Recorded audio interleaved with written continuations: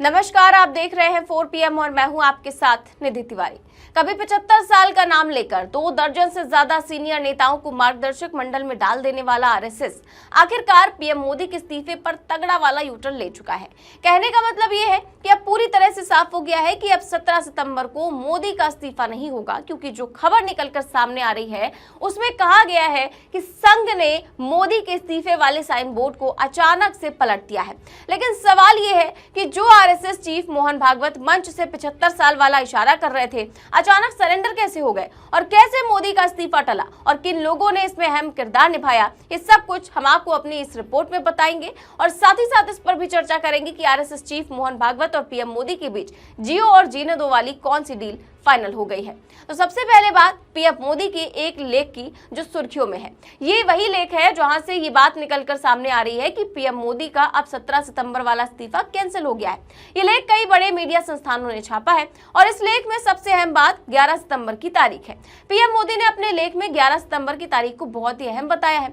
PM Modi ने लिखा कि आज 11 सितंबर है और ये दिन 2 विपरीत यादें ताजा करता है। पहली याद 1983 की है, जब स्वामी विवेकानंद ने शिकागो में अपना प्रतिष्ठित भाषण दिया था। अमेरिका के बहनों और भाइयों शब्दों से उन्होंने हॉल में मौजूद हजारों लोगों का दिल जीत लिया था। दूसरी याद 9/11 के हमलों की है, जब आतंकवाद और कट्टरपंथ के कारण इसी सिद्धांत पर हमला हुआ था। 11 तारीख की इन 2 बातों के अलावा पीएम मोदी ने एक और बात को बहुत अहम बताया है। इस दिन मोहन भागवत का जन्मदिन है। पीएम मोदी ने अपने लेख में लिखा कि आज एक ऐसे व्यक्तित्व का जन्मदिन है जिन्होंने वसुधैव कुटुंबकम के सिद्धांत से प्रेरित होकर अपना जीवन सामाजिक परिवर्तन और सद्भाव और बंधुत्व की भावना को मजबूत करने के लिए समर्पित कर दिया। राष्ट्रीय स्वयंसेवक संघ से जुड़े लाखों लोग उन्हें परम पूज्य सरसंघचालक के रूप में जानते हैं। जी हाँ, मैं मोहन भागवत जी की बात कर रहा हूँ, जिनका 75वां जन्मदिन उसी वर्ष पड़ रहा है जब राष्ट्रीय स्वयंसेवक संघ अपनी शताब्दी मना रहा है। मैं उन्हें अपनी शुभकामनाएं देता हूँ और उनके दीर्घायु एवं स्वस्थ जीवन की कामना करता हूं। तो ये पूरा लेख पीएम मोदी ने सिर्फ इस वजह से लिखा क्योंकि वो अपने मोहन भागवत और अपने रिश्ते को जनता के बीच बहुत क्लियर कर देना चाहते हैं।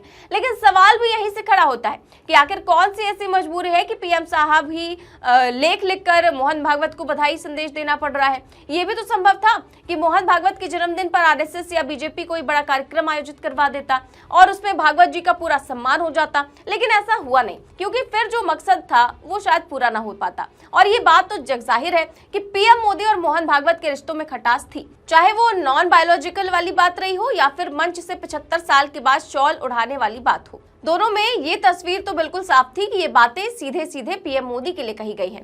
75 साल वाला बयान तो 100% इस बात को सही ठहराता था। साल जब उड़ी जाती है तो उसका अर्थ ये होता है कि अब आपकी आयु हो गई, अब जरा बाजू हमको करने। तो बयान से साफ है कि मोहन भागवत ने ये बात कही है और इशारा भी संभवतः पीएम मोदी की ओर ही रहा होगा, क्योंकि अपने लिए ये बात तो कहेंगे नहीं और इसका मतलब भी नहीं है, क्योंकि संघ में 75 साल पर रिटायरमेंट की कोई परंपरा नहीं है। वैसे थी तो बीजेपी में भी परंपरा नहीं, लेकिन जब पीएम मोदी देश की सत्ता में आए तो अपने हितों के लिए कानून बनाते गए और लाल कृष्ण आडवाणी, मुरली मनोहर जोशी, येदियुरप्पा, सुमित्रा महाजन जैसे 2 दर्जन से ज्यादा वरिष्ठ नेताओं को जबरन रिटायरमेंट दिलवा दिया गया। लेकिन वो कहते हैं ना कि जो गड्ढा होता है वो खुद ही किसी दिन उसी में गिर जाता है, और अब अपने पीएम साहब के साथ भी यही हो रहा है। लगातार उनको मार्गदर्शक मंडल में रखे जाने की मांग हो रही है। वैसे बीजेपी में किसी की इतनी हिम्मत तो नहीं है कि ये बात कह दे, हाँ, लेकिन विपक्ष इस बात को खूब कह रहा है। और जब मोहन भागवत ने मंच से सरेआम ये बात कह दी तो शायद मोदी सेना यानी कि गुजरात लॉबी में खलबली मच गई। खबर है कि इसको मैनेज करने के लिए गुजरात लॉबी ने एक टीम लगाई। दावा किया जाता है कि इसमें आरएसएस के एक सीनियर नेता अरुण कुमार ने सबसे अहम रोल निभाया। अरुण कुमार ने न सिर्फ संघ से बल्कि बीजेपी की गुजरात लॉबी से लगातार बात करके आरएसएस और पीएम मोदी के बीच रिश्तों में जमी बर्फ को पिघलाने का काम किया, और अरुण कुमार को बहुत हद तक इसमें कामयाबी भी मिली। एक वरिष्ठ पत्रकार का दावा है कि लाल किले की प्राचीर से जो पीएम मोदी ने आरएसएस को लेकर भाषण दिया था, ये उसी रिश्तों के बीच में पिघलती बर्फ का ही नतीजा था।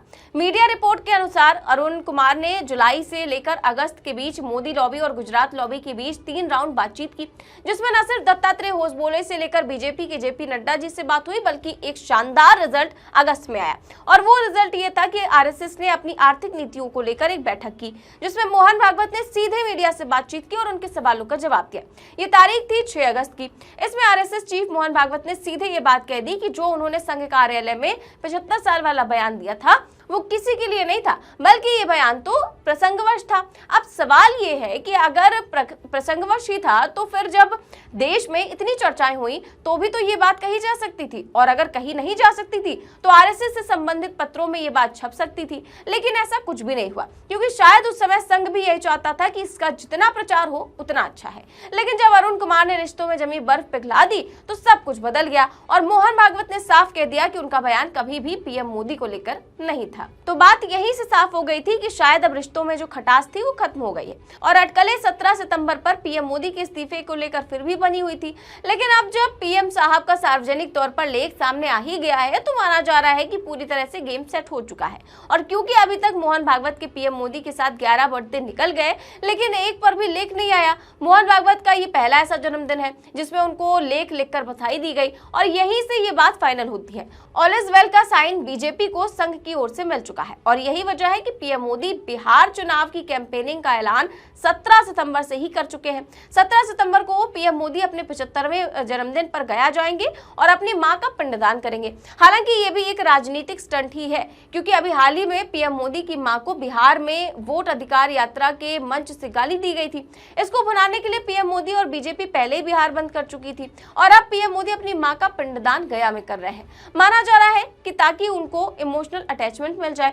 हालांकि पीएम मोदी को इमोशनल अटैचमेंट बिहार से मिलेगा या नहीं ये तो बिहार चुनाव बताएगा, लेकिन क्योंकि 17 सितंबर को पीएम मोदी की विदाई नहीं होगी बल्कि बिहार चुनाव में इमोशनल कार्ड खेलने का नया ड्रामा शुरू होगा, तो पूरे मामले को लेकर आपका क्या मानना है?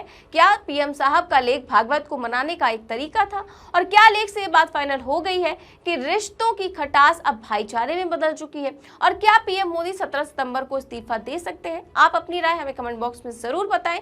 चैनल को सब्सक्राइब भी करें और ज्वाइन भी करें। देश और दुनिया की तमाम बड़ी खबरें जानने के लिए देखते रहिए 4PM न्यूज नेटवर्क। नमस्कार।